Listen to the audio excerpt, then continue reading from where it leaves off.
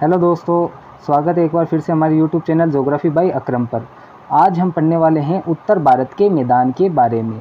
जो उत्तर भारत का मैदान है उसे गंगा ब्रह्मपुत्र का मैदान भी कहते हैं और यह विश्व के सबसे बड़े मैदानों में से एक है।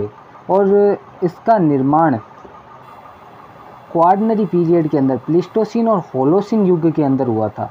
प्लीस्टोसीन और होलोसीन युग के अंदर इस मैदान का निर्माण प्रारंभ हो चुका था। अब उत्तर भारत का निर्माण कैसे होता है कि भाई जो हिमालय पर्वत है, हिमालय पर्वत से अनेक प्रकार की नदियाँ बहती है, जैसे गंगा, यमुना, ब्रह्मपुत्र आदि जो नदियाँ होती है ना, वो क्या करती है कि भाई पहाड़ों से बहती है ना, तो पर्वतीय क्षेत्र का अपर्दन व अपक्षय करती है। अपर्दन अपक्षय करती है तो अपने साथ में विभिन्न कंकड़, पत्थर, शिलाखंड अपने साथ में बहाकर नीचे लेकर आती है। तो उत्तर भारत का निर्माण शिवालिक हिमालय है उसके अग्रगर्त क्षेत्र के अंदर, जो शिवालिक हिमालय है उसके गर्तीय क्षेत्र के अंदर हिमालय की नदियों और प्रायद्वीपीय भारत की नदियाँ है उनके द्वारा जमा किए गए जलोढ़ मृदा से हुआ है।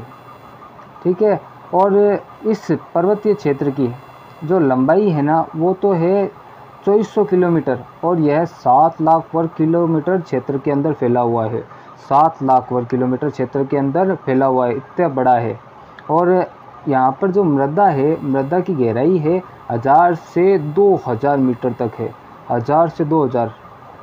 और उस उपजाऊ मैदान है, और ये जो उपजाऊ मैदान है उसको हम 5 भागों में विभाजित करते हैं, जिसमें पहला है बांबर प्रदेश, दूसरा है तराई प्रदेश, तीसरा है बांगर प्रदेश, चौथा है खादर प्रदेश और पांचवा है डेल्टाई प्रदेश। और इन प्रदेशों के बारे में हम एक एक करके पढ़ेंगे।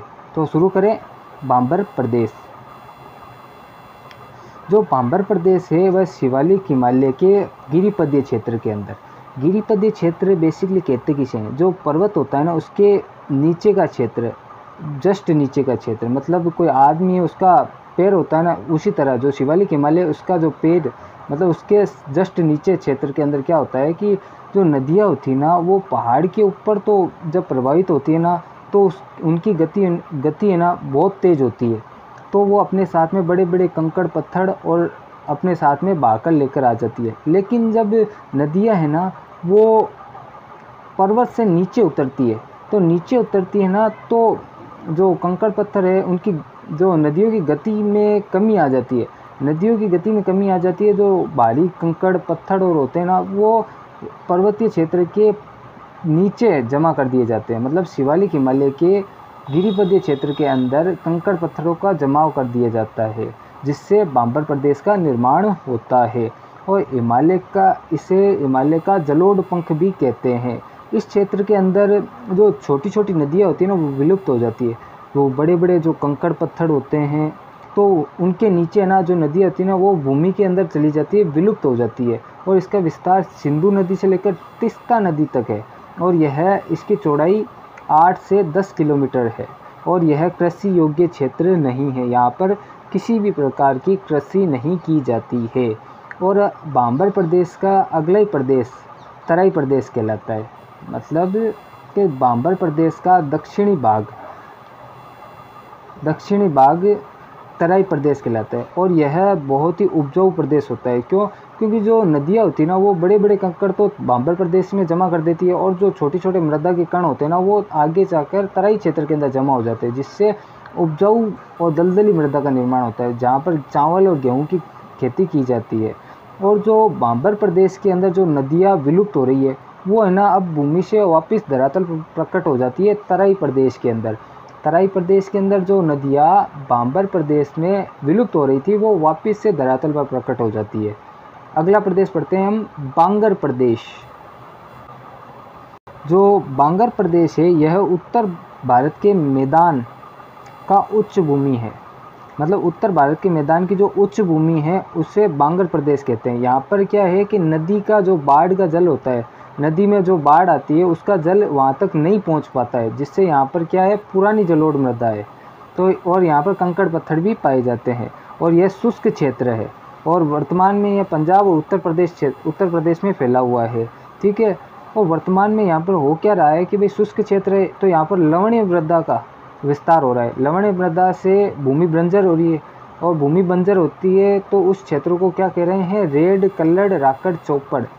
रेड कलर्ड राकड़ चौपड़ के नाम से उस भूमि को जाना जाता है जो बंजर हो रही है। ठीक है, अगला प्रदेश पढ़ते हैं हम, खादर प्रदेश। यह प्रदेश क्या है कि भाई उत्तर मैदान है उसका निम्न क्षेत्र है। निम्न क्षेत्र है तो यहाँ पर जो नदियों के बाढ़ का जल पहुँच जाता है, नदियों का बाढ़ का जल पहुँचेगा तो यहाँ पर जलोढ़ मृदा भी पहुँचेगी। जलोढ़ मृदा पहुँचेगी तो यहाँ पर उपजाऊ भूमि होगी। उपजाऊ भूमि पर वहाँ पर कृषि भी अधिक होगी। तो यह अत्यधिक उपजाऊ क्षेत्र है और यह यूपी, बिहार और पंजाब में फैला हुआ है।